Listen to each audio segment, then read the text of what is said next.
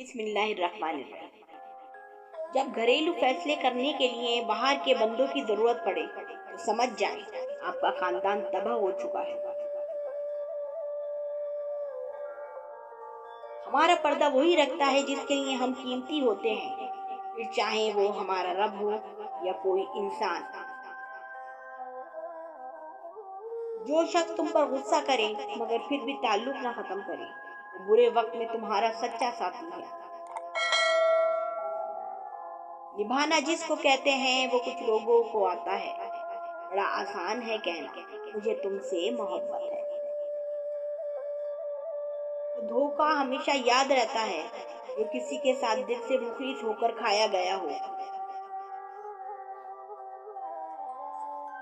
जिंदगी में आगे बढ़ना है तो बहरे हो जाओ, क्योंकि कुछ लोगों की बातें मायूसी में इजाफा कर देती हैं।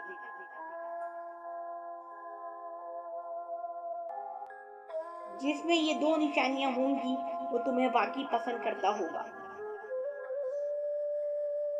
जब वो आपको सबसे ज्यादा अहमियत देने लगे, यहाँ तक कि अपने रिश्तेदारों से भी ज्यादा।